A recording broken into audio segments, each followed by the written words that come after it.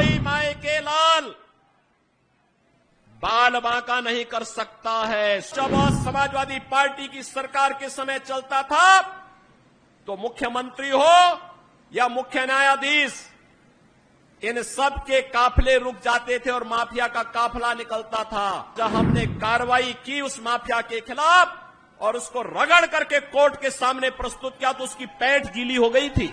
निर्दोष लोगों को मारोगे तो मिट्टी भी नहीं मिल पाएगी। जिनकी गर्मी हम शांत कर चुके हैं उनको गर्म मत होने दीजिए। अभी जम्मू कश्मीर से आ रहा हूं और केवल यहां की सभा के लिए आया हूं, अन्यथा मेरे और भी कार्यक्रम थे। मैंने कहा नहीं, मैं जाऊंगा सरधना में, मैं इस बार जरूर जाऊंगा, 24 में मैं जरूर जाऊंगा। और बहनों भाइयों, मैं इसीलिए आया हूं आपसे कहने के लिए, जो लोग गुमराह कर रहे हैं उनके गुमराह में आने की आवश्यकता नहीं। ये लोग कभी नहीं आएंगे। फिर जाति के सौदागर उपयोग करेंगे, बाद में सौदेबाजी करके गायब हो जाएंगे। हमें किसी भी ऐसे व्यक्ति के बहकावे में नहीं आना है जिससे हमारा राष्ट्र धर्म खतरे में आए। याद रखना, इस देश के राष्ट्र धर्म को हमेशा खतरा जब भी आया है, इन्हीं लोगों के कारण आया है जिन्होंने जातीयता के आधार पर समाज के सामाजिक ताने बाने को छिन्न भिन्न किया है, हमेशा छिन्न भिन्न किया है। और बहनों और भाइयों, मैं आपको इस बात के लिए आश्वस्त करता हूं कि कोई माए के लाल बाल बांका नहीं कर सकता है। सुरक्षा की इतनी पुख्ता व्यवस्था हमने की है यूपी के अंदर। आज आप देखते होंगे बड़े बड़े दुर्दांत माफिया और अपराधी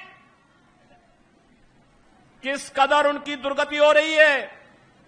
आप देख रहे होंगे, जिनके नाम से ही लोग कर्फ्यू जैसा माहौल होता था, आज उनकी दुर्गति क्या है हर व्यक्ति देख रहा है। इन माफिया और अपराधियों की स्थिति क्या है आप रोज सोशल मीडिया के प्लेटफॉर्म को उठा करके देखते होंगे। एक दुर्दांत माफिया ऐसा भी था।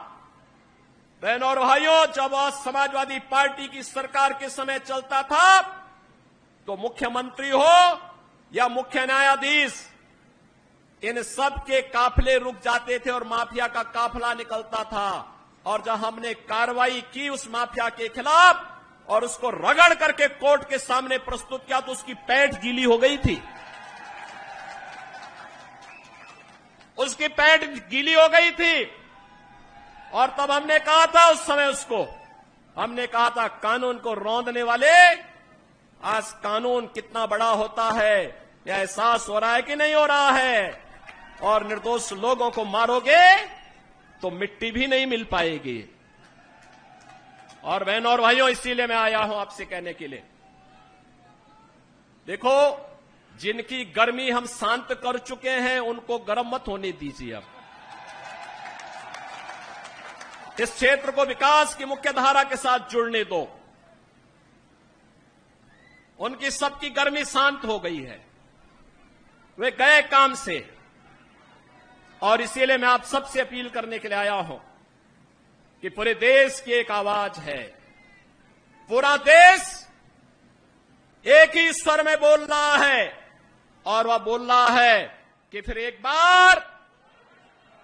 बार मोदी सरकार, फिर एक बार, थोड़ा जोर से बोलिए, यहां की आवाज दिल्ली तक पहुंचाइए। फिर एक बार मोदी सरकार, यह मोदी सरकार की जो गूंज पूरे देश के अंदर है, इस पूरी गूंज को घर घर पहुंचाना है।